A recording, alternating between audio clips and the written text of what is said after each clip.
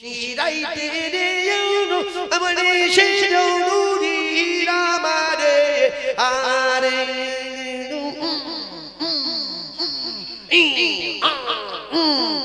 যেন কালকে উঠে ধরে ধরে সাপে যখন ওই ব্যাঙে ধরে ব্যাঙ ঠিক করে করে দেখবেন মানে পালাতে পারলি নিশি হইলে যায় ভোলা বনে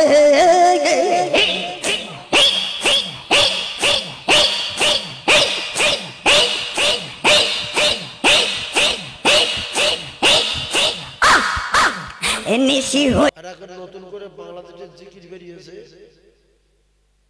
মানুষ শুনে অবাক হয়ে যাচ্ছে যে কি না কোনো কথা বোঝা যাচ্ছে আমি একটু আগে শুনছিলাম কিচ্ছু বোঝা যায় না এই ভাই বলছে যে কি বলে আর সেই মজলিসে বড় দাড়ি নিয়ে শত শত লোক বসে রয়েছে আর তারা মাঝে মাঝে লাফাচ্ছে কোনো দোয়া নেই দরুদ নেই কোরআনে আয়াত নেই কিচ্ছু নেই শুধু বলছে কোন কালা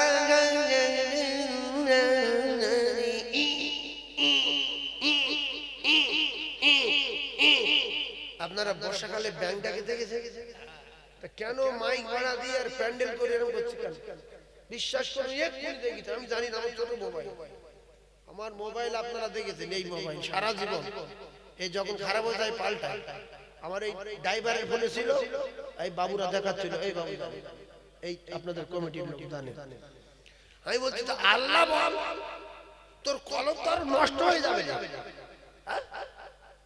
কলম পরিষ্কার করতে গেলে বাম স্থানের দোয়ার নিচে যে নোংরা ময়লা জং ধরে আছে বাপজি বলছিলেন ওইটা পরিষ্কার করতে গেলে কি হবে আল্লাহ জিকির করতে হবে কলেমা জিকির করতে হবে তার পরিষ্কার হবে আরে কিচ্ছু বলে না শুধু চিটিংবাজি আর ভাইরাল হওয়ার ধান্দা পৃথিবীর মানুষ আর বাড়ির মেয়ে ছেলে পুলে একটু দেখবে শুনবে যে আল্লাহ কি সুন্দর জিকির করছে মাঝে মাঝে চিকন আমি পিরিতিরে করে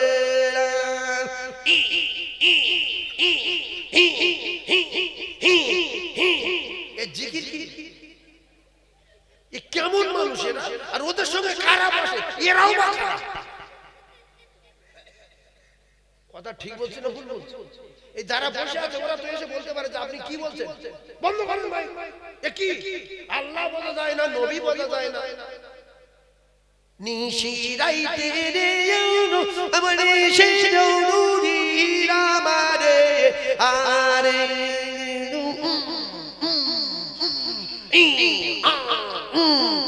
যেন কালকে উঠে ধরে ধরে সাপে যখন ওই ব্যাঙে ধরে ব্যাঙ ঠিক করে করে দেখবেন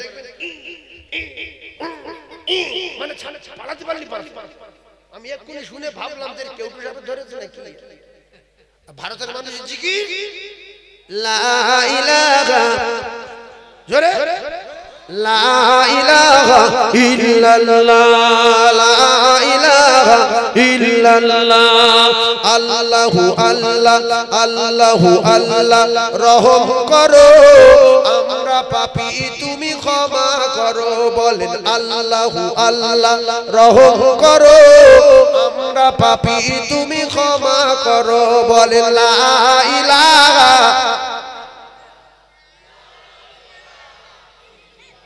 আরে জোরে লা ইলাহা বলেন হাসবি রব্বি জাল্লাল্লাহ মা ফি কলবি গায়রুল্লাহ নূর মুহাম্মদ সাল্লাল্লাহু আলাইহি আরে জোরে লা ইলাহা ইল্লাল্লাহ মুহাম্মাদুর রাসূলুল্লাহ অনেক বলে মুহাম্মাদার মাদার কার নাম মানুষের নাম মুহাম্মাদার এটা মানুষের নাম এখানে বলবো মাদুর মুহাম্মাদুর রাসূলুল্লাহ বাদে বলবো সাল্লাল্লাহু আলাইহি ওয়াসাল্লাম আল্লাহর নবী জানান একবার শুধু সাল্লাল্লাহু আলাইহি ওয়াসাল্লাম বলবে সাল্লাল্লাহু আলাইহি ওয়াসাল্লাম তার নামে আমালে 10টা রহমত বর্ষণ হবে আর এখানে কোটি কোটি ফেরেশতারা আসমান থেকে জমিন পর্যন্ত আল্লাহর জিকির করনেওয়ালা বান্দাদের ঘিরে রাখে আর ওই রকম জিকির করলে ফেরেশতারা পালাবে আল্লাহ শুধু কিছু বলে না কি মজলিস বল আছে না কি ও শুধু বলছে কোন কালারি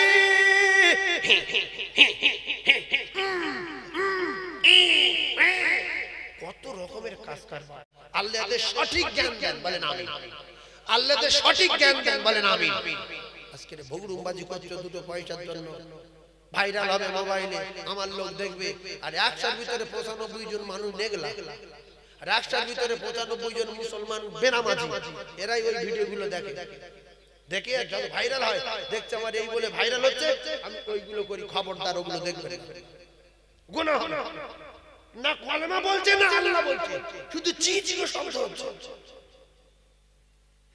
এই কথা ঠিক না বলবে এ বাবু নিজে বুঝতে পারি আমার বলছে হুজুর কি বলছি কেন আমি বুঝতে পারছি না শুধু চি চি করে শব্দ হচ্ছে বুড়ো চি চি করছে আর সামনে বড় বড় দাড়ি এরকম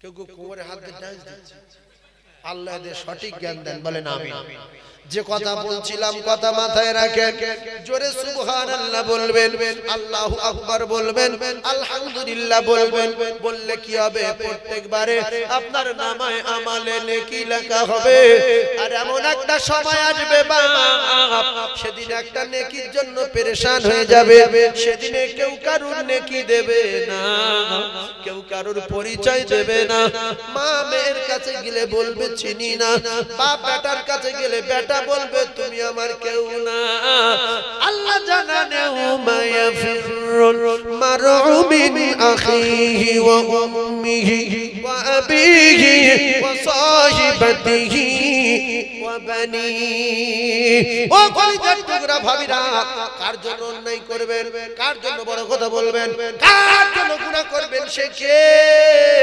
স্বামী যদি কোনো চোরাই মাল আনে দরজায় আটকে দেবেন যে না খেয়ে থাকবো তো চোরাই মাল খাবো না কথা বুঝে আসি এইবার মেয়েরা খুব খুশি হচ্ছে কোন ভাবি যদি বন্ধন থেকে টাকা তুলে নিয়ে আসে স্বামীও বিরাট খুশি আল্লাহ তোর ভালো করো 70,000 নিয়ে এসেছিস প্রথম গোশ কিনে আনলো দুপুরে খেলো জোহরের নামাজ পড়তে গেল বলেন শরীর কোথায় যাবে কথা বলে আমি হাদিস বলেছি যদি কেউ চেপে থাকেন এও জাহান্নামে যাবে সত্য কথা বলেন যদি বন্ধনতে টাকা তুলে কোনো মানুষ খায় তার শরীর জান্নাতি না জাহান্নামী জাহান্নামী আল্লাহ আপনাদের দোয়া কবুল করুক যেহেতু নবী বলেছে যদি হারাম মাল কারুর দেহের ভিতরে প্রবেশ করে লা ইয়াদখুলুল জান্নাতা জাসাদুন গুযিয়া বিল হারাম দুটো পায়ে ধরে বলে যাচ্ছি হারাম থেকে বাঁচেন ফাতেমা ছেঁড়া কাপড় পরে নামাজ পড়ছে কি কাপড়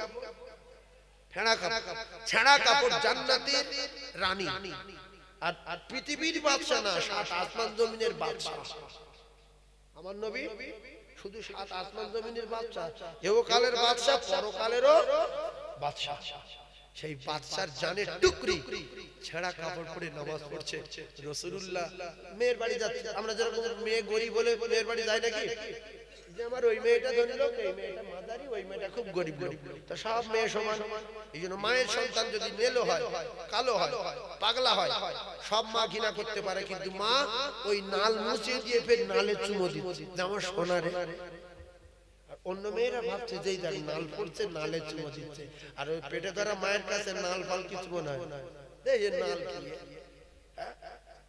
অনেক নানু আছে দেখবেন নাতির গালে ভাত তুলে দেওয়ার সময় হাতে শিকনি লাগছে সেই শুধু ফের ভাত মিজে ফের খাচ্ছে ফের নাতির গালে দিচ্ছে ও দাদুর কাছে আর নানুর কাছে ওই শিকনিটা কিছু না আর অন্য লোক ভাববে যে কি বুড়ো কি নোংরা নাগে শিকনি তার ভাত দিতে ফের বুড়ো ভাত খাচ্ছে দুর্মুখ তোর নাতি হলে তুই বুঝতে পারবি, ও শিখলি না, ওটা একটা বুড়োর কাছে মধু লাগবে, মধু। কেন নাতি জানে টুকরা। এই জন্য রাসূলুল্লাহ দুটো নাতি, একটা হাসান একটা হুসাইন, এই দুটো নাতি এখন রাসূল যেই নামাজ পড়তে সেজদায় রুকু সেজদায় গিয়েছে, দুটোকে ঘাড়ের উপর চড়ে পড়ে সেজদায়। দুটো কোথায় কোথায় বসেছে? দুটো কোথায় বসেছে? সেজদায় গিয়েছে, চুপ করে বসে, সেজদায় গিয়েছে আর দুটো পিঠে চালি উঠে। এবার আমরা কি করি? নামাই দিই বা এরকম করি। আমি নিজের চোখে দেখেছি, বুঝলেন, আমার খুব কাছের মানুষ, আল্লাহ তাআলা জান্নাত নসিব করুক, সরল সোজা মানুষ।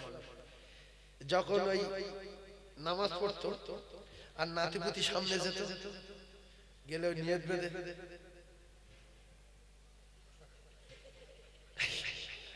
কথা বুঝতে মানে কি বলছে বলেন তো, পার্টির উপর দাঁড়িয়ে রয়েছে এরকম নিয়ত বেঁধে আলহামদুলিল্লাহ মালিক ইয়াউমিদ্দিন ইয়াকা না'বুদু ওয়া ইয়াকা নাস্তাঈন ইহদিনাস সিরাতাল মুস্তাকিম। মানে সেজদা দেবে তো সেজদা দেবে, ও দাঁড়িয়ে রুকু করলে মাথায় লাগে, ও দাঁড়িয়ে এরকম করছে কেন? বাচ্চাদের তো নামাজ নেই, বেগো না, বসে গেল। রুকু গিয়ে সেজদা যাওয়ার সময় হাত ধরে টেনে দিল, আবার বাস করিয়ে দিল, বা কেউ কেউ সাইডে সেজদা দিল, বসে আছে। কিন্তু রাসূলুল্লাহ দুটো নাতি যখন কাঁদে উঠেছে, এবার রাসূল তো পিঠ জাড়া মারবে বা লেবে দেবে বা কিছু একটা করে, উঠতে পারছে না তো। আল্লাহ জিবরিল পাঠালো, শোনে বলছে আমার দোস্তর ঘাড়ে উঠে দুই ভাই লাফাচ্ছে আর বলছে ঘোড়া চড়ছি রে, ঘোড়া চড়ছি রে, আমার নানু ঘোড়া রে, আমার নানু ঘোড়া রে। আল্লাহ এই দৃশ্য দেখতে পাচ্ছে না, পায় না। আল্লাহ বলে জিবরিল তুমি চলে যাও, আমার দোস্তকে বলো ওইভাবে সেজদায় থাক, এরা দুই ভাই লাফাচ্ছে লাফা, আমার খুব ভালো লাগছে। জোরে বলো, আরো জোরে বলো। আর এখনকার দুটো একটা নানু আছে, নানু জাত না, এ কিচ্ছু বোঝে না, না নামাজ বোঝে না, হাদিস বোঝে না, কিচ্ছু জানে। এ মুখু নানু, নাতি যদি এসে কাঁধে ওঠে, সাদা জামায় ধুলো লাগায়, নামাজ পড়ার সময় ঘাড়ে ওঠে, একটা মাটি থমনা গুঁড়ো করে দেবে, মেয়ের গালাগালি দেবে, কি বিশ্বঘাতক তৈরি করেছিস, আমার কাঁধে উঠছে। নাতিরা বলে আমার নানু আমি জোড়াচ্ছি তো ধুলো, তো ধুলো। আমার নাতিরা এই অবস্থায় পেঁপে খেয়ে, মিষ্টি খেয়ে, লেবু খেয়ে সঙ্গে সঙ্গে জামা পাল্টাচ্ছে, না করছি রাস না মারতে পারছি।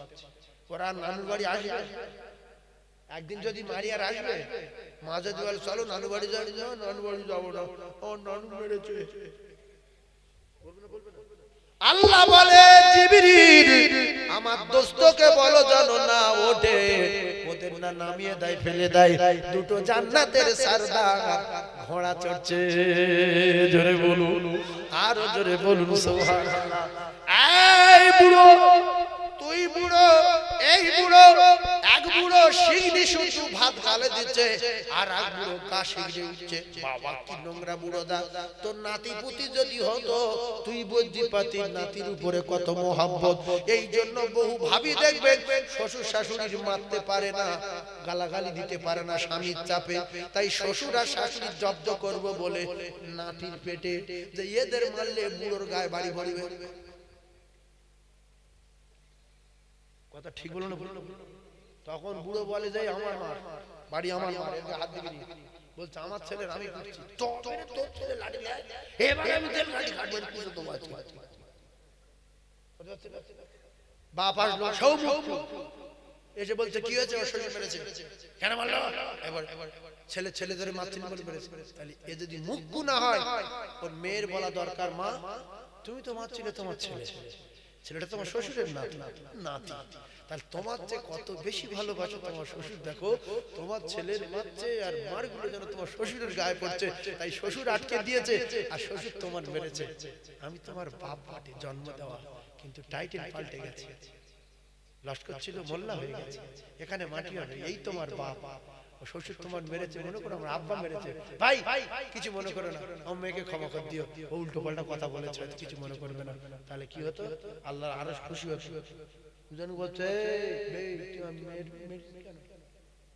আরে কেন মেরেছে যাক, নাতির মা ছিল, আমার কলেজের টুকরা নাতি। এই জন্য যারা 8 কিলো যাদের বাচ্চা কাচ্চা হয়নি এদের দিলে দয়া মায়া কথা বলছেন, বাচ্চা কাচ্চা মায়া দেখায় তো আল্লাহ ভেবে চিনতে বাচ্চা দেয়। কার দিলে সহ্য হবে, কার দিলে হবে না।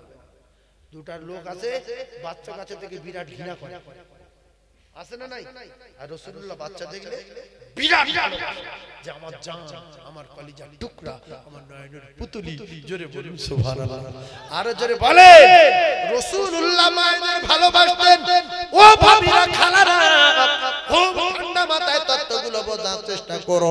আল্লাহ নবী দিন দুনিয়ার বাদশা, বিশ্ব নবী এত ভালোবাসতেন আমাদের মায়েদের। আমাদের মায়েদের মানে রাসূলুল্লাহর স্ত্রী আমাদের সকলের কি মা। রাসূলুল্লাহর স্ত্রী আমাদের মা হযরতে মা আয়েশা সিদ্দিকা রাদিয়াল্লাহু তাআলা আনহা। রুটি করতে করতে বাচ্চা মানুষ, আমরা কি রকম বলি? মেয়ের বাড়ি গিয়ে জামার বলি যে বাপ নতুন মেয়ে, বাড়িতে কাজ কাজ করতো না, একটু মানিয়ে নিও। রাসূলুল্লাহর স্ত্রী নতুন রান্না করতে করতে যখন রুটি করছে, রুটি করতে করতে রুটি তৈরি করে রাখে আর ছাগলে নিয়ে পালায়। কি কষ্ট হচ্ছে মনে মনে, আমি কি করব, একটু জিরিয়ে নে। জিরিয়ে নিতে গিয়ে রান্না ঘরে ঘুমিয়ে পড়েছে। আল্লাহ রাসূল দেখলেন যে তো সব ছাগল খেলো। আল্লাহ নবী দিন দুনিয়ার বাচ্চার স্ত্রী আয়েশাতুল হুমায়রা ঘুমিয়ে পড়েছে। আল্লাহ রাসূল গিয়ে আটা ছানলেন, খামির মারলেন, রুটি বেললেন, রুটি তাওয়াতে রুটি করলেন। তখনও মা আয়েশা ঘুমাচ্ছে। ও পুরুষেরা, ও মানুষের বাচ্চারা, স্বামীর জাতেরা দেখে আল্লাহ নবী আটা ছানলেন, খামির করলেন, রুটি করলেন। এরপরে আটা রুটিগুলো কমপ্লিট করে একা খেয়ে নিতে পারতেন। রাসূল বাইরে গিয়েছিলেন, সফর থেকে আসছে, জিহাদ থেকে আসছে, ক্ষুধার্ত অবস্থায় রয়েছে। আল্লাহ রাসূল মা আয়েশার গায়ে হাত দিয়ে ডাকলেন। বিশ্ব নবী স্ত্রী আমাদের মা রাসূলুল্লাহ যখন মাথায় হাত দিয়ে ডাকলেন, তাড়াতাড়ি করে ঘুম ভেঙে গেল। স্বামী আসছে বাড়িতে, উনুনের দিকে তাকিয়ে দেখে, ওদিকে তাকিয়ে দেখে আটা নেই, এদিকে রুটি অনেক, তরকারিও রান্না করেছেন রাসূল নিজে হাতে। মা আয়েশা বললেন, ইয়া রাসূলুল্লাহ, বলছে আয়েশা লজ্জার কারণ নাই, আমি তোমার স্বামী, তুমি কষ্ট করে ঘুমিয়ে পড়েছো, তোমার তৈরি করা রুটিগুলো বকরিতে খেয়ে নিয়েছে, এখন আমি রুটি বানিয়েছি, সবজি বানিয়েছি, এসো দুই স্বামী স্ত্রী একসঙ্গে খাই।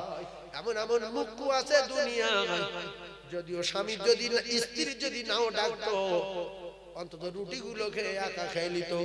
স্ত্রী চাইলি মাত্র আমি করি 14 ভাই, তুই তো ছাগলে খেয়ে দিয়েছিস, আমি দেবো।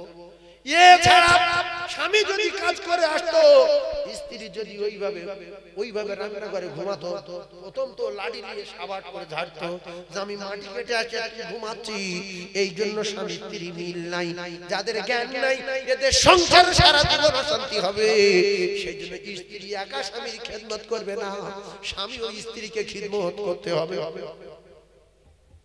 কিছু কিছু মুখ্য আছে জ্ঞান গম্মি কিচ্ছু বোঝে না, স্ত্রী যেন চোর মনে করে। এখন আলু কাটলি কেন, এই রুটি হয়নি কেন, এই গোশত সেদ্ধ হয়নি কেন, মেয়েরা মনে করে মনে হয় মুখে ইট দান করে বেঁধে আসতে পারি। আল্লাহ নবী বলেন, আমি যখন এসে দেখেছি তরকারি হচ্ছে, আমি হয় তরকারি করছি আর না থালা বাসনগুলো ধুয়ে দিচ্ছি, কাজে সহযোগিতা করছি, যাতে করে স্ত্রী খুশিতে ভাগ ভাগ হয়ে যায়। তাহলে রাতের বেলা কি হবে, এক বিছনায় ঘুম ভালো হবে। স্ত্রীর যদি ওইভাবে ব্যবহার করো, রাত 10টার সময় এসে পানি গরম কর, ডিম ভাত, পেঁয়াজ পোস্ত, আমাদের গরম পানি কর, এটা কর, ওটা কর, কাঁদতে কাঁদতে করলো, বিছনায় শুয়েছে। এইবারে স্বামী গায়ে হাত দিয়ে টানতে দিয়ে ঘুরে বলছে গায়ে হাত দেবে না, সরো, ছুঁইবে না, বিয়ারা লোক, তুমি রাত্রি দিয়ে শুয়ে করতে কেন? তাহলে পাশে বসে যদি বলে তুমি একটুখানি গরম পানি করো, আমি উনুনে জাল দিচ্ছি, খুশিতে কলিজাটা ভরে যেত। আল্লাহর নবী দিন দুনিয়ার বাদশা বিশ্ব নবী হাবিবুল্লাহ জানান, ও ভাবিরা খালারা, কোন স্ত্রী যদি তার স্বামীর জন্য বসে থাকে, অপেক্ষা করে স্বামী আসলে খাবো, সংসারের শান্তি বজায় রাখার জন্য স্বামী আসলে খাবো, ওই সংসারে আল্লাহর রহমত হবে। স্বামীর জন্য যতক্ষণ অপেক্ষা করবে, ও কলিজার টুকরারা, নফল ইবাদত করা সওয়াব ওই স্ত্রীর নামায় আমলে লেখা হবে। ও ভাইরা, স্বামী আসলে খাবেন। মা খাদিজাতুল কুবরা বলেন, আমার স্বামী যতক্ষণ না আসবে আমি খাবো না, কারণ আমার নবীর আব্বা নাই, আমার নবীর মা নাই, আমার নবীর দাদু নাই, আমার নবীর চারিদিকে শত্রু, আমার নবী যতক্ষণ না বাড়ি আসে আমি খাদিজা খানা খাই না, এমনকি বিছনায় শয়ন করতে পারি না। এজন্য রাসূলুল্লাহ বলেছেন, খাদিজা রে খাদিজা, আমি আজ পর্যন্ত কোনো দেখলাম না, দুবার ডাকতে হয়েছে। আমি যখন যে অবস্থায় আসি, যখন আসি, রাতে আসি আর দুপুরে আসি, দরজায় টোকা মারি, খাদিজা বলে ডাকি, সেকেন্ডের ভিতরে দরজা খানা খুলে যায়। খাদিজা বলো ব্যাপারটা কি? তুমি কি ঘুমাও না? তুমি কি খানা খেয়ে আরাম করো না? বলে ইয়া রাসূলুল্লাহ, আপনি আমার জীবন, আপনি আমার জান, আপনি যখন বাইরে থাকেন আমি খাদিজা শুতে পারি না, আমি খানা খেতে পারি না, আপনার অপেক্ষায় বসে থাকি। খাদিজার এই প্রেম, খাদিজার এই ভালোবাসা, খাদিজার এই দৃশ্য দেখে আমার আল্লাহ পাক স্বামীর জন্য যখন খানা নিয়ে যাচ্ছিল, ও কলিজার টুকরারা, আপনারা যদি এখানে যদি কারো আশেপাশে মাঠ যদি থাকে, আপনি যদি মাঠে যান, স্ত্রীকে যদি বলেন আমার জন্য গরম ভাত, ডিম সিদ্ধ, আলু ভাজা আর দেশি হাঁস কষা বা মুরগি কষা নিয়ে 11:30 12টার দিকে মাঠে আয়, এমন মুখ্য নারী আছে বলবে আমি যাব না, আমি মাঠে ভালতে যাবো, আমার বাপ জমিদার, আমার বাপ প্রধানমন্ত্রী। এই মুখ্য নারী, তোমার বাপ যদি জমিদার হয়, তোমার বাপ যদি প্রফেসর হয়, তোমার স্বামী তোমার কাছে পৃথিবীর সবচেয়ে বড় মেহমান। স্বামী পৃথিবীর সবচেয়ে বড় মেহমান। শুনে রেখে দেন, আপনি ভাত নিয়ে যাবেন, বরকা পরে যাবেন, মুখ ঢাকা দিয়ে যাবেন, বিপর্দায় যাবেন না। মা খাদিজাতুল কুবরা রাদিয়াল্লাহু তাআলা আনহা রাসূলের জন্য পানি খাদ্য নিয়ে গারে হিরায় যেতেন। কোথায় যেতেন? সেই গারে হিরায় ভাবিরা মা খাদিজার পায়ের চামড়া কেলিয়ে যেত, দরদর করে রক্ত বার হয়। হযরতে মা খাদিজা স্বামীর মোহাব্বতে ফানা হয়ে যাচ্ছিলেন। পায়ে রক্ত বার হওয়া দেখে আল্লাহ বলে, জিবরিল তুমি চলে যাও, আমি খাদিজার উপরে খুশিতে বাগে বাগ হয়ে গেছি। খাদিজা আমার রাসূলের প্রেমে পাগল হয়ে গেছে, আমিও খাদিজার উপরে খুশি হয়ে গেছি। ও জিবরিল, আমি খাদিজাকে সালাম পাঠালাম, তুমি সালাম নিয়ে আমার দোস্তর কাছে পৌঁছে দাও।